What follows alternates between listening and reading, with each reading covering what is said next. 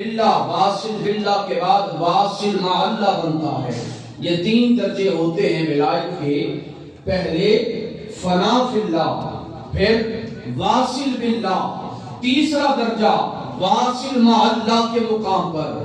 اور حضور سلطان العارفین اور جمیع علماء تصوف نے اس بات کو ذکر کیا، کہا امت میں ایک وقت کے اندر ساری روئے زمین میں سارے اولیاء کا سردار ایک ولی ہوتا ہے۔ توجہ کیجئے گا، ساری روئے زمین میں ایک وقت میں ایک ایسا اللہ کا ولی ہوتا ہے جسے اللہ تصرف تام فی الارض عطا کرتا ہے۔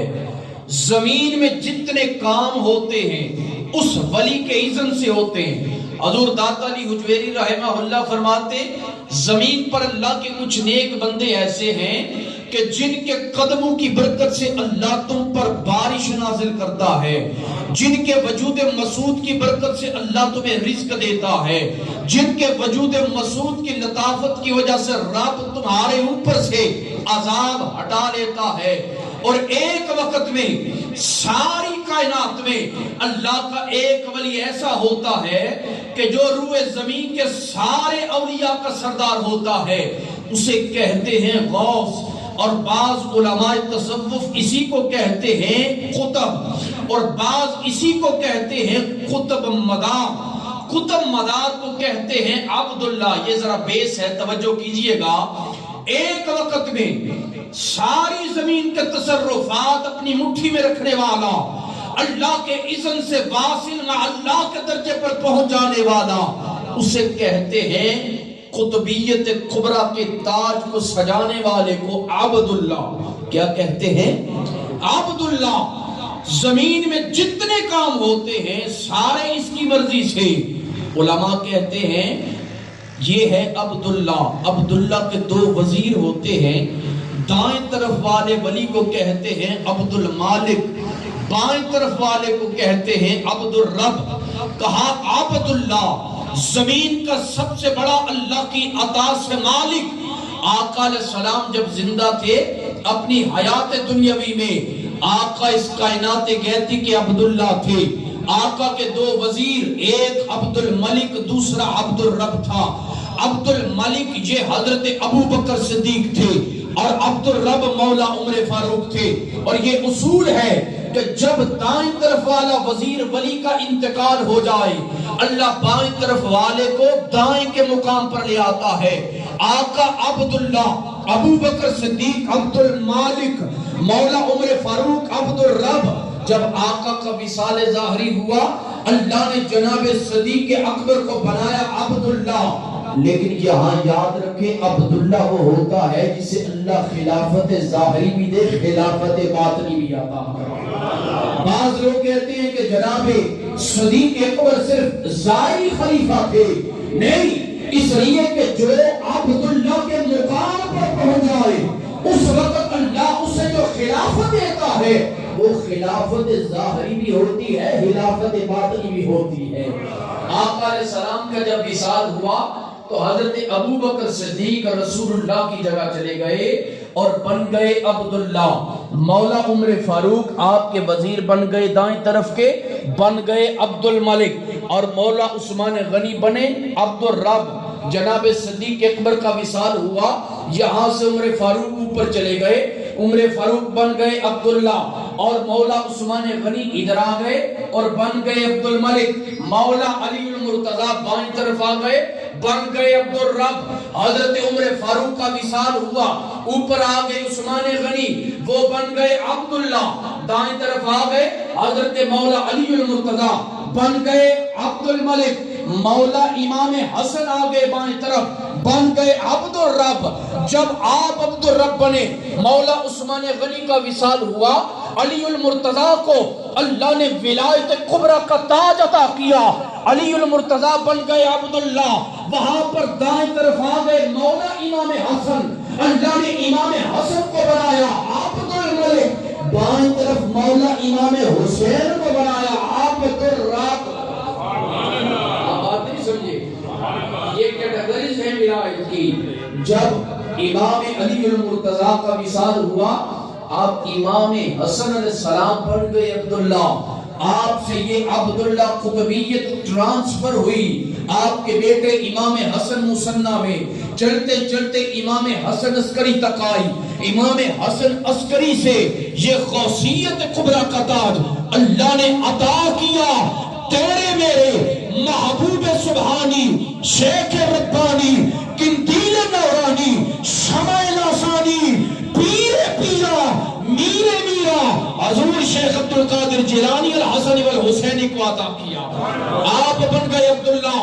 اب قیامت تک کے زمین کے جتنے تکوینی معاملات ہیں حضور غوث اعظم اللہ کے فضل سے انہیں حل کرتے ہیں، اور امام مہدی جب آئیں گے تو پھر امام مہدی کے سر پر اللہ قطبیت کبریٰ اور عبداللہ کا تاج سجائے گا۔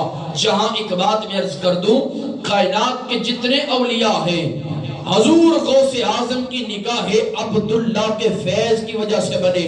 حضرت بابا نوغزہ پاک رحمہ اللہ، ان کا قد بڑا طویل ہے، لوگ بسا اوقات شیطان کے بہکاوے میں آ کر چمگوئیاں کرتے ہیں، باتیں کرتے ہیں، بلا امت مصطفیٰ میں بھی کسی ولی کا قد اتنا لمبا تھا؟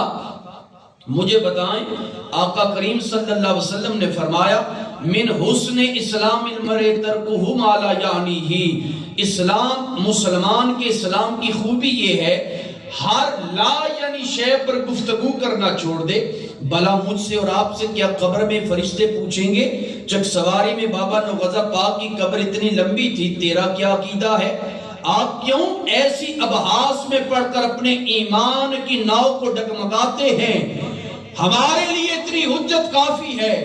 ایک علم ہے ولایت میں جسے علم کشف القبور کہتے ہیں۔ انسان چلتا زمین پر ہے لیکن زیر زمین جتنے کام ہوتے ہیں رب تعالیٰ اسے اپنے فضل سے ان کا علم بھی عطا کر دیتا ہے۔ ہمارے ڈانگری جی والے حضرت صاحب قبلہ حافظ محمد فاضل صاحب رحمہ اللہ نے انہیں کشف قبور کا علم عطا کیا تھا، اور جہاں تک میری معلومات ہے، میں نے سنا اپنے چکسواری کے بزرگوں سے، کہتے ہیں کہ حضرت حافظ صاحب حافظ ملت جب کبھی اس علاقے میں آیا کرتے تھے تو آپ جنازہ پڑھانے کے لیے آتے یا کسی بھی ضروری امر کے لیے آپ پہلے حضرت بابا نوغزہ کے مرقد انور پر حاضری دیا کرتے تھے۔ کسی نے پوچھا حضرت وجہ کیا ہے؟ آپ نے فرمایا اس جگہ پر بابا نوغزہ کے جسم کی صورت میں اللہ نے ہمیں بہت بڑا ولی عطا کیا ہے۔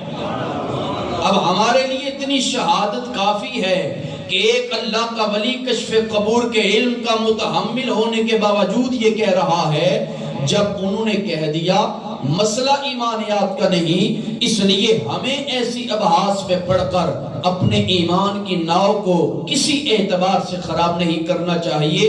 آخری بات، آج کے اس دور پرفتن میں ہر بندہ پیر بنا بیٹھا ہے۔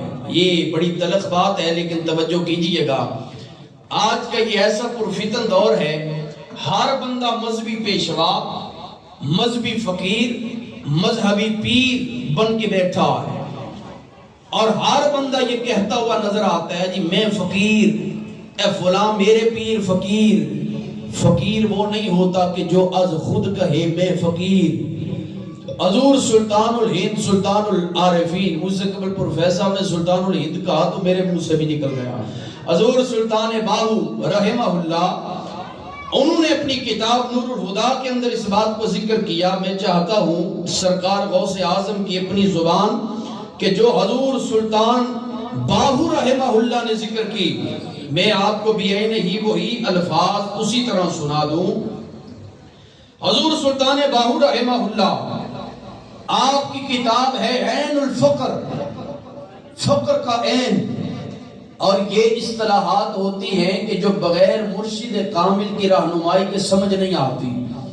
آپ نے عین الفقر میں اس بات کو ذکر کیا، آپ نے فرمایا کہ فقیر وہ ہے جس کے اندر جب فقر مکمل ہوتا ہے اس وقت اس کے منہ سے سوائے انا کے کوئی آواز نہیں نکلتی۔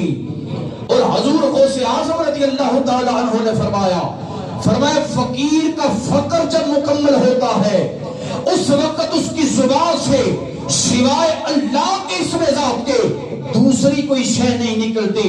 حضور غوث اعظم رضی اللہ تعالی عنہ آپ نے لکھا، آپ نے فرمایا فقیر کے 4 لفظ ہوتے ہیں، فا، قاف، یا اور را۔ یہ آخری بات ہے، توجہ کریں۔ اور یہ آخری جو لمحات کسی بھی نورانی روحانی تقریب کے ہوتے ہیں، اس آخری وقت میں ہم تھوڑا سا ماحول کو عجیب بنا دیتے ہیں، جس کی وجہ سے روحانیت ختم ہو جاتی ہے۔ توجہ کریں ذرا۔ حضور غوث اعظم نے فرمایا فقیر کے 4 لفظ ہوتے ہیں، فا، قاف، یا اور را۔ آپ نے فرمایا فا سے کیا مراد ہے؟ کہا فاء الفقیر فناؤہ فی ذاتہ وفراغہ من ذاتہ وصفاتہ۔ کہا فا سے مراد اپنی ذات سے فنا ہو کر اللہ کی ذات میں گم ہو جانا، یہ فقیر کی فا کا مطلب ہے۔ اپنے آپ سے فنا ہو جائے، اللہ کی ذات اور اللہ کی صفات میں گم ہو جائے، یہ فقیر کی فا کا مطلب ہے۔ آگے فرمایا قاف قوت قلب ہی بھی حبیب ہی وقیامہ للہ فی مردائہ۔ قاف سے مراد اپنے دل کو اللہ کی یاد سے قوت دے کر اپنے آپ کو قیام حق کی رضامندی کے لیے کھڑا کر دینا، یہ فقیر کے کاف کا تقاضا ہے۔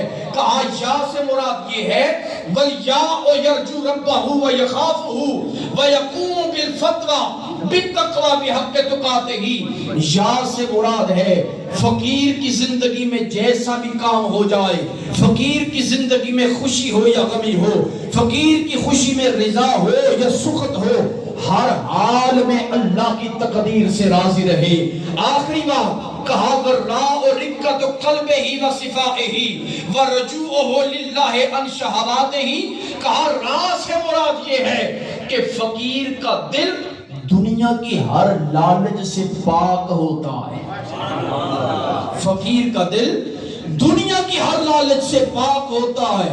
فقیر کا دل مریدوں کی جیبوں کی طرف نہیں ہوتا، فقیر کے دل کی ترجیحات کا مکمل طور پر میلان ذات خدا کی طرف ہوتا ہے۔ کہا وہ ہوتا ہے فقیر جو بیٹھا زمین پر ہوتا ہے لیکن اللہ کی دی گئی قوت کے ساتھ نظر اس کی لوح محفوظ تک جاتی ہے۔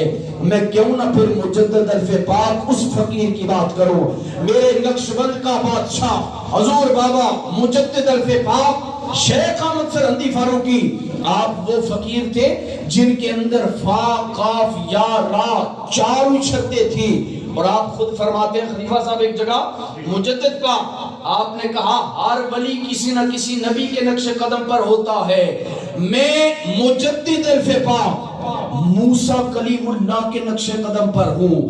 آپ نے فرمایا میری فقیری کی یہ انتہا ہے کہ میں کھڑا زمین پر ہوتا ہوں لیکن زمین پر کھڑے ہو کر اللہ کی دی گئی عطا کردہ قوت کے ساتھ اللہ کے لوح محفوظ کو دیکھ کر لوگوں کی تقدیر بتا دیتا ہوں۔ کسی نے کہا حضرت وجہ کیا؟ کہا اس لیے کہ میری نظر صرف خدا کی طرف ہے، جب سے نظر خدا کی طرف ہو گئی رب نے مجھے غیر اللہ سے بیگانہ کر دیا۔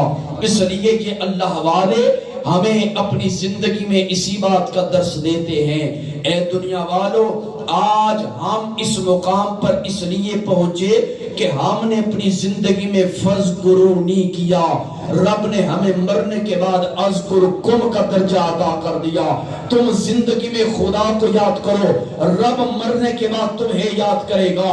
تم اپنی زندگی میں خدا کے اسم ذات کو بلند کرو، رب مرنے کے بعد تمہارے اسم کو بلند کرے گا۔ اسی لیے کہتے ہیں ولی اللہ دے مردے نہیں کر دے پردہ پوشی، کی ہویا جے دنیا تو ٹر گئے نال خاموشی۔ میں آخر میں حضرت بابا نوغزہ پاک کے دامن کو تھام کر اللہ کی بارگاہ میں اس بات کا خواستگار ہوں، اللہ آپ جتنے آئے جتنے قدم چل کر آئے اللہ آپ کو حضرت اقدس کا فیض عطا فرمائے۔ بالخصوص آج اس تقریب سعید کے انعقاد کرنے کے منتظم اعلیٰ بھائی حاجی محمد منیر صاحب، جناب جو اشفاق صاحب، ان کے ساتھ اور جتنے احباب نے تعاون کیا اللہ سب کے تعاون کو اپنی بارگاہ قدس میں قبول فرما کر اس کا اجر عطا فرمائے۔ وما توفیق الا باللہ۔ درود و سلام کے لیے